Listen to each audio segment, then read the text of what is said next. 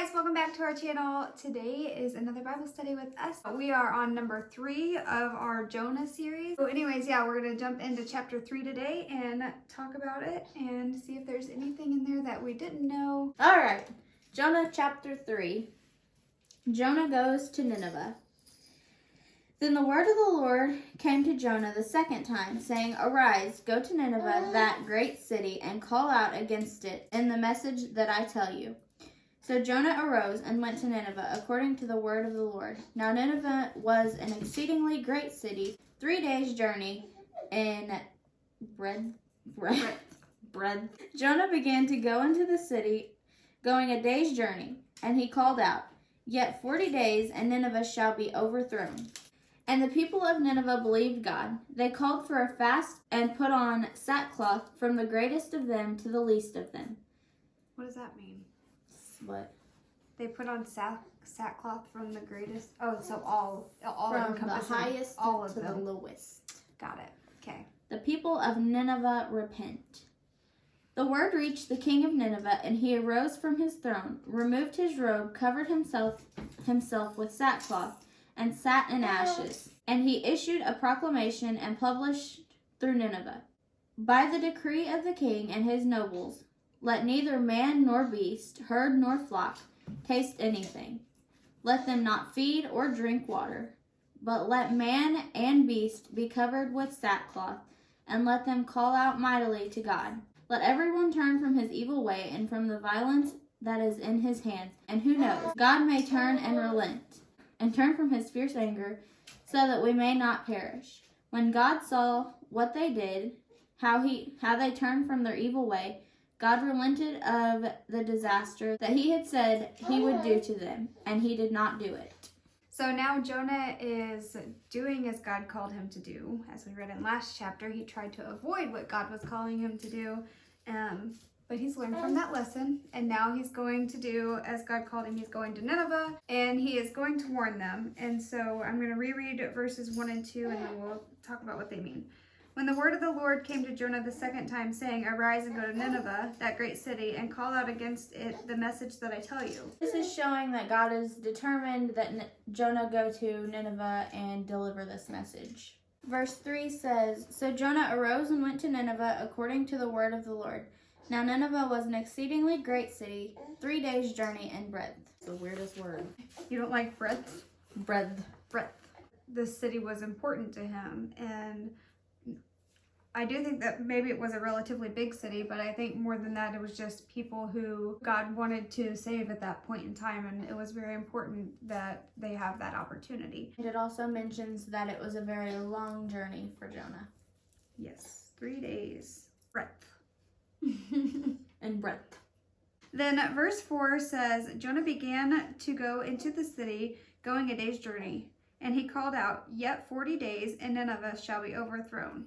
So this says overthrown is the same verb that was used for God's destruction of Sodom and Gomorrah. So Jonah obviously does not believe that the Ninevites are going to repent of their sins. He just thinks that they're going to be destroyed. He doesn't think that their hearts will be changed, basically. So from an outside perspective, you look at that and think, well, they love the sin that they're living in. But they're no different from us, really. And just because their sins are different doesn't mean that they're not also able to see the other side of that. That ultimately God's not able to change their hearts. So he was actually kind of doubting God in this. Verse 5 says, And the people of Nineveh believed God. They called for a fast and put on sackcloth from the greatest of them to the least of them. We covered that. From the richest to the poorest. Everybody. They were all mournful of their actions, and that's why they're putting on the sackcloth. And fasting and putting on sackcloth, and was it ashes? Sackcloth and ashes, I think, is like a typical. Yeah, the king sat himself in ashes. Yeah, so that's like a typical demonstration of mourning. Then verse 6 says, The word reached the king of Nineveh, and he arose from his throne, removed his robe, covered himself with sackcloth, and sat in ashes. There's the ashes.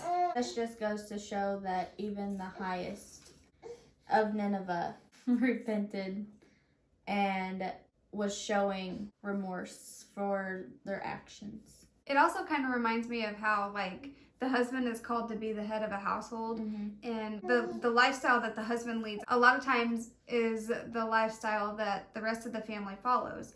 And so I think with the king being repentant, since he's the leader of the city, then he kind of sets that standard for how everybody else is going to live and what kind of morals they're going to have and, you know, their way of life.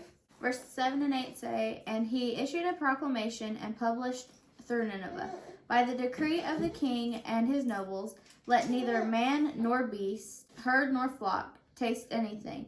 Let them not feed or drink water, but let man and beast be covered with sackcloth, and let them call out mightily to God. Let everyone turn from his evil way and from the violence that is in his hand." So kind of like what I said, the king is now setting the standard for how he expects the people in the city to live and how they need to turn from their evil ways and repent in hopes that God will have mercy upon them. And verse 10 says, "When God saw what they did, how they turned from their evil ways, God relented of the disaster that he had said he would do to them, and he did not do it." So God saw what they had done and how they had tried to repent for what they had done, and he was like, hey, they're trying to fix their bad habits. Their stuff. They're fixing their stuff. And he was like, since they're working on themselves, then I'm not going to do what I said I was going to do to them. I won't punish them like I was going to punish them. We think of how far away from God that they are and how much that they needed his mercy in that time. But if we take a deep enough look into our own lives, we realize that we need that same mercy every day. So I know I'm grateful for God's mercy in my life. Me too. So that is it for chapter 3. Next week, we will finish out Jonah with chapter 4. We hope you guys got something out of this week's chapter in Jonah. I know that we did. We should be grateful to have such a merciful God. If you guys enjoy Bible studying with us, you can catch our videos every Monday. We also post videos on Wednesdays and Fridays. Wednesdays, we're going through a book called Anxious for Nothing by John MacArthur. So this week's will be the second to last video for that. But if you are interested in what that is about, then all the other videos for the rest of that book are on our channel. So we would encourage you to go check those out. And then on Fridays, we do some kind of fun videos. Sometimes we do makeup. Sometimes we do fashion. Sometimes we do DIYs. Food anytime we get the chance. Those are always fun and hopefully a little bit entertaining for you guys. If you guys do enjoy our videos, be sure to like and subscribe to our channel. And if you want to be notified when we upload, hit the little bell after you subscribe. We hope you guys have a good day, have a good week, and don't forget to shine. We'll see you in the next one. Bye.